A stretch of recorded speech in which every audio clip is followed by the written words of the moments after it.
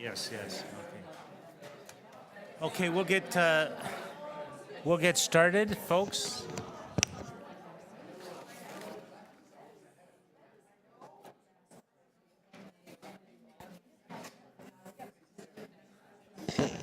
Ladies and gentlemen, boys and squirrels.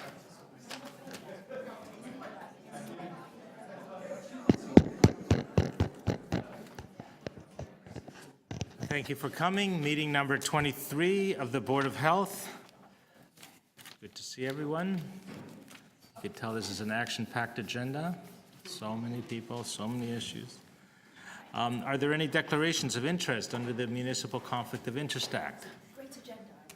Seeing none, confirmation of minutes, October 30th, moved by the ever-ready bunny, Councillor Doucette. All in favor, opposed if any? All in favor? Complimentary. I love good energy. Good energy is what we want around here. So confirming the minutes, all in favor, opposed if any, that's carried. We'll go through the agenda in a second, but there are some announcements that the Medical Officer of Health would like to make. Thank you, Mr. Chair, and I won't take very much time on our agenda, but there are a few human resources announcements that I would like to share with the Board of Health and with those of you that are here in the room. First of all, it's my pleasure to welcome, we have a new director of our Finance and Administration Directorate.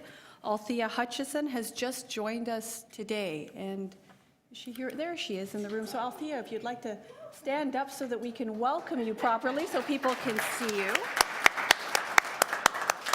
So I would kindly ask the members of the board to take it easy on her. She's actually been with us in our organization for all of 4 hours. So we generally reserve, that's correct, she's responsible for money, but we tend to reserve the grilling for the second of the 4 hours in your tenure. So I think you're safe, at least for this particular meeting. But by way of introduction, Althea does come with us with a very impressive resume. She was the Executive Director of Strategic Planning and Financial Services with Service Alberta, where she spent the last almost 19 years, if I've got it right. So a seasoned leader, lots of finance and administration background, and a very welcome addition to the senior management team at Toronto Public Health. And as I said, if you could just reserve the tough questions for her until at least maybe day 2, that would be very welcome. And now for a really big announcement, which actually I have to tell you is very, very bittersweet for me and actually a little difficult to do. We have provided this announcement to other colleagues within the field, but today is the official last Board of Health meeting for a very dear mentor and colleague, Dr. Barbara Yaffe, Associate Medical Officer of Health and Director of Communicable Disease Control here at Toronto Public Health. I'm going to just read a little bit here simply because Dr. Yaffe has such a storied and important career that I don't want to miss anything. It is important to note that Dr. Yaffe has worked in local public health in Toronto since mid-1982. So that gives you a sense of the kind of history and truly the impact that Dr. Yaffe has had on the organization. She served as a medical officer of health in the former city of North York for 4 years and has ably served as acting medical officer of health for the city of Toronto on 2 occasions, at least, not counting all the times that I know she's had to fill in on vacations and when folks have been away on leave. She's played a very significant role and a major leadership role in pretty much every public health issue I can think of that has affected this city since 1982. And, you know, whether we're talking about everything from SARS to the current opioid overdose crisis, she has been an invaluable member of the Toronto Public Health team and has actually been a mentor and a beacon for many of us who have come and trained either at Toronto Public Health or through the Ontario Public Health System. So I know that I can say, without a doubt, that I am truly, truly grateful to Barbara for, 1, her personal mentorship to me, and 2, for all the contributions that she's made to public health in the City of Toronto, and frankly, because of the nature of her role throughout the province of Ontario, and I would argue nationally. So Barbara, what can I say? Thank you, thank you, thank you for your many years of service and all that you have done to advance public health in this city. You will be missed. This is just the announcement at the Board of Health. There will be a proper celebration, I assure you, of Barbara's many contributions to local public health, but I didn't think it was appropriate that we let Barbara Yaffe's last meeting at the Board of Health go without some kind of mention. So Barbara, thank you very, very much.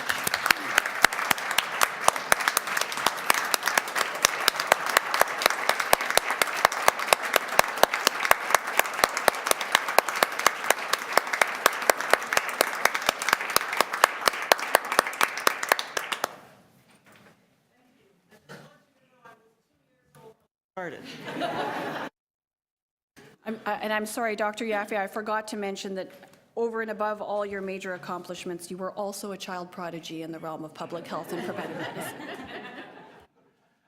Well, let me also add my note of thanks and congratulations. I've been on public health really throughout my political career, including 2 terms before the megacity. And I think that's where we first met when we were trying to do a 6 Board of Health play for no smoking in restaurants. I think that's where we met. You were the medical officer of health for North York. And I would say, Barbara Yaffe, you've been the constant in the midst of change for all these years. And yours is one of the retirements that I'm going to go to because, because you've done such good service here and all willing to speak truth to power with that little gentle chuckle that makes it all kind of easier to swallow. So I know I speak for all the board in saying that you are really going to be missed, and we wish you the best. And to Althea, the only tough question that we have is that you having come from Alberta is not that you have to follow football, not that I follow football necessarily, but who did you vote for last night? There was a game last night? That's such a good public health answer. Okay. Okay. Yes. I think on behalf of the board, we would like to congratulate Councillor Mike Layton and Brett on the arrival of their second daughter, Chloe. I'm not sure if Councillor Cressy can actually give us more information. Have you seen this beautiful little baby yet? Have you? Juniper Layton is spectacular. So just want to let you know why Mike Layton's not here today. He's enjoying his new family, isn't he, Joe? He's cocooning. Great, wonderful. Okay, it's not a very detailed, a very heavy agenda today. We only have one deputant, and it's with number 1, 23.1, Sustainable Diets, Healthy Eating, Healthy Planet, so we'll hold that for that purpose. 23.2, the impact of implementation of the Integrated Healthy Smiles Ontario program on Toronto Public Health Dental Program. Any holds there? Moved by Councillor Shan. All in favor? Opposed, if any? That's carried. 2017 Board of Health Self-Evaluation. Recommendation is to move for a receipt. Moved by Peter. All in favor? Opposed, if any? That's carried. Budget variance for the capital budget, 23.4, ending September 30th, 2017. Moved by Angela. Yes? Any debate? All in favor? Opposed, if any? Carried. 23.5, Toronto Public Health operating budget variance for the 9 months ending September 30th, 2017. Moved by Stacy. Seeing no debate, all in favor, opposed, if any, that's carried. SPIDER program, specialized program for interdivisional enhanced responsiveness.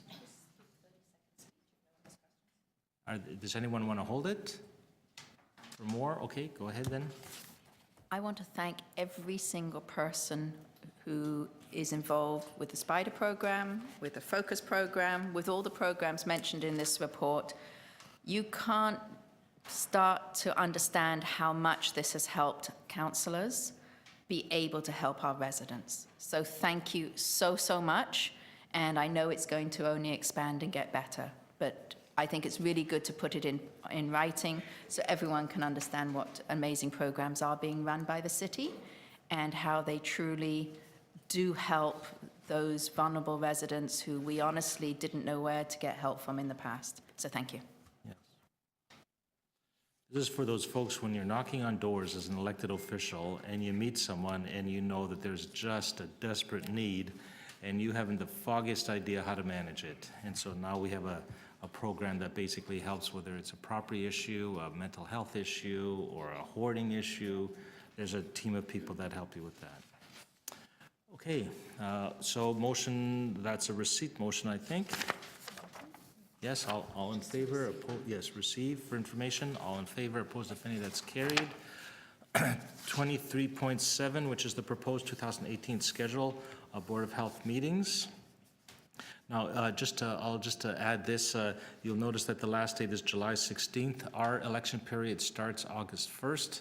So it was thought that we should not, well, we won't have a meeting after that point. However, if there is, we're on a slightly different schedule and have different parameters than city council meetings. So if there is a meeting after, whatever the date is, mid-October, when the election is called, and the time that of the new year, when the new councilors are appointed to the new board, then it will be called at the call of the chair, of course, in consultation with the medical officer of health. So there might be a meeting after October in November. But let's see what kind of business there is to be had. So that's the proposal. The other thing that I would say, just only because Peter asked, if you're wondering what your obligations are, the non-elected folks, you are on the board until the new people are chosen. So it doesn't end with the end of term of council, it ends with the selection of the next crowd.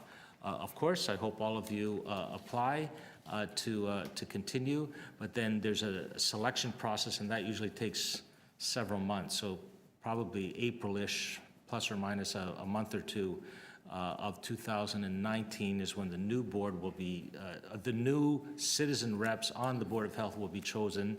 And at that time, then you may continue or you might not continue depending on the will of council at that time. And of course, whether you apply or not. So you're still with us at least for another, call it year and a half is about, right? Just in terms of planning your own schedules. So there you have the meeting dates. Moved by Trustee Glover, yeah. All in favor, opposed if any, that's carried. Okay, so that takes us down to one item, which is sustainable diets, healthy eating, healthy planet. We have one deputant, and that's Stephanie Thorson of Pollution Probe. Welcome. Have a seat. Yep. The general rule is that we give you 5 minutes. Sure, sounds good. And you can watch the time right over there. Great, thank you.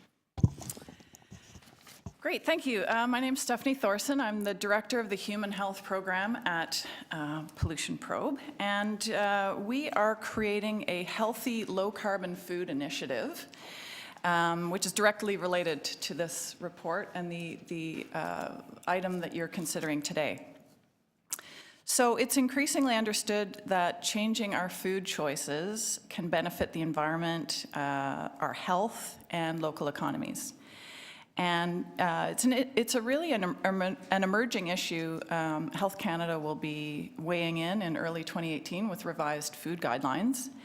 And we're very pleased to see that the City of Toronto, through the Board of Health and some other departments, Transform, TO, et cetera, has committed resources to not only studying the issue, I hope, but acting as well, and encouraging other levels of government to act.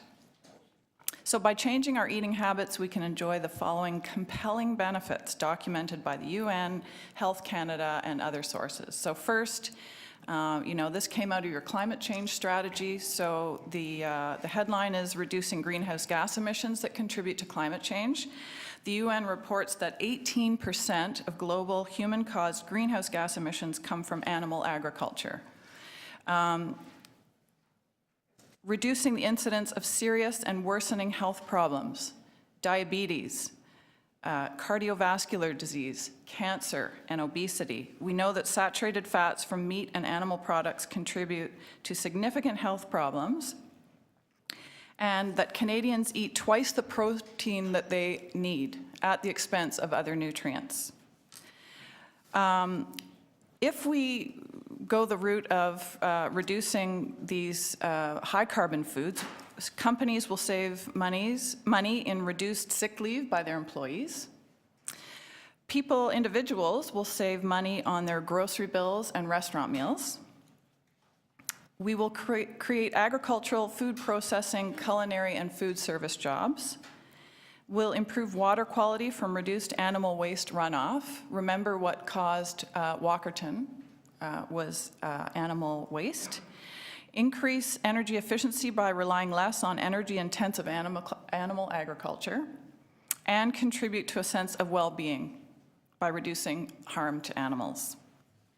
The good news is that many people are starting to make this link between food choices, personal health and well-being, and environmental health. But we know that change is hard, especially when it comes to what we eat.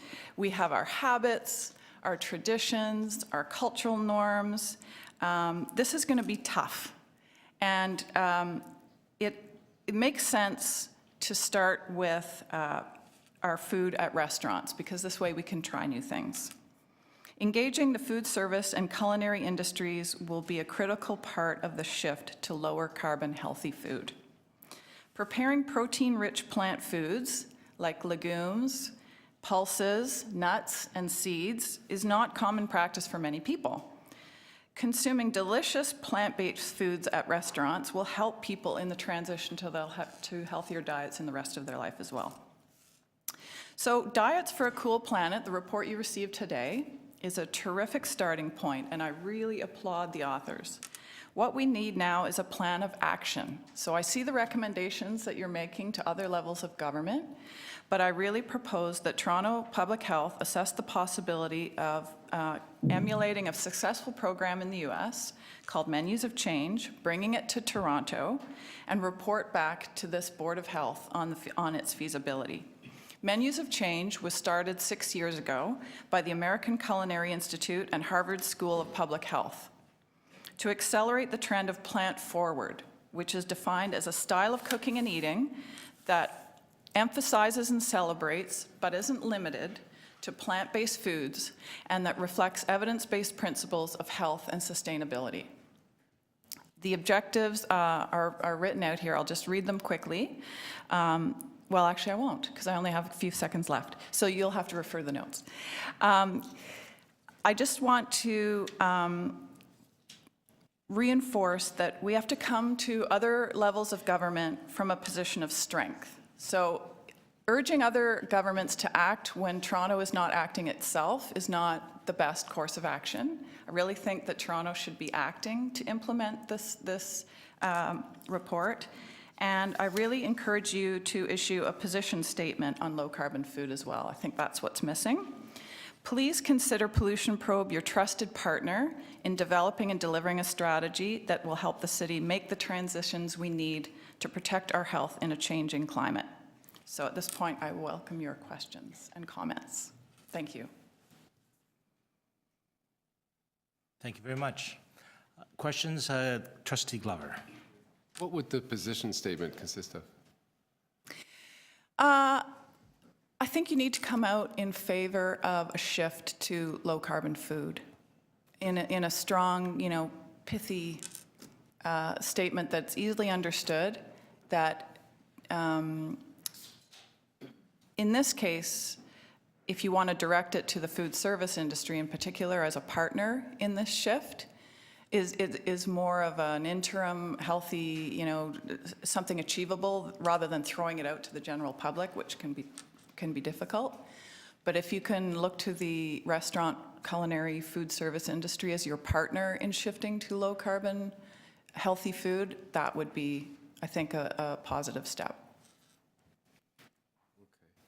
Okay. And what would that look like? Like, would we ask them, is there something that the city would be asking them to do? Yes. So Menus of Change is this successful U.S. initiative that I'm suggesting that be brought to Toronto. So it could be an invitation to join that. Pollution Probe is approaching a number of different funding partners, private sector, governments, academics, to come together to bring this initiative forward. So that would be, I think, the most concrete, useful step. Thank you. Any other questions? Just perhaps one or two from myself. So what exactly are this American group, U.S. Minis for Change, doing? They have a leadership council where they're working with food service and culinary organizations. So the culinary types who determine menus, determine the curriculum for folks that are studying culinary to make the shift. They hold an annual summit that actually helps provide concrete tools. So whether it's videos or tracking the greenhouse gas emission reductions that are resulting from these changes, concrete tools like to actually help them make the change, like delicious recipes, et cetera. How long have they been going? 6 years. And And they have some of the large food service companies as members. So we'd like to invite, start there and suggest that those companies look at their Canadian operations to join this initiative. Okay, thank you, yes. You may be aware we have a food strategy 2.0 that is coming down the pipe, and that might be a place to refer this to staff and integrate that there. Yes, and I've spoken to the staff, and they're interested in bringing this forward as part of their 2018 work plan, but I think they need direction from you. Whoa. Okay, great. Any other questions? Okay, thank you very much. Thank you. I invite you to return to the audience.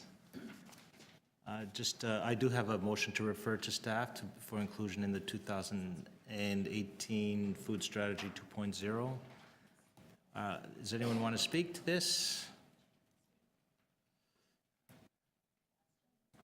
Questions of staff? Yes, Elisa. It may be what you're saying about the food strategy, but I was wondering, like the deputation, would a report like this be, would Toronto Food Policy Council be, is that who's implementing the food strategy? Is there a link there? So I was just wondering for suggestions or recommendations at a table like that has arms within the city, how you would have some implementation opportunities through that council. So through the chair, the short answer is yes, right? Toronto Food Policy Council is integrally involved in the work of the Toronto Food Strategy. And as we reported to the board not that long ago, we are actually, it actually was at the October meeting, we are proposing, a new iteration of the Toronto Food Strategy, of which the Food Policy Council would be an integral stakeholder and contributor. So yes, and I think that when we talk about that which Toronto Public Health can do in respect of food, we're mindful of the fact that there is a federal environment and that there is some action, as the deputant has rightfully pointed out, at the federal level. Health Canada is in the process. They've got new guidelines coming out early in 2018. I think our new food strategy gives us an opportunity to make sure that, one, we're cognizant of that which is happening at the federal level, and that which we're doing makes sense in that big, larger federal policy picture. But clearly, we're extremely committed, as indicated through this report and its accompanying technical report, to the notion of diets that actually promote human health and planetary health as well, and environmental health. Would you like to take it send it also to the Food Policy Council, or?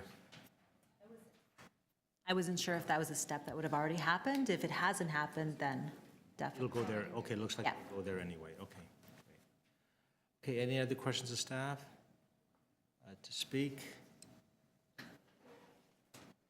This is your chance around healthy eating. Okay, seeing no speakers, I'll just add the motion to allow this deputation and give authority to staff to include some of this in the Food Strategy 2.0. Sure. That's better written than I had wrote it. And that's why we have clerks. Yes. Okay, so as a package, all in favor, opposed if any, that carries. And you know what, folks? We are adjourned. Thanks for coming out.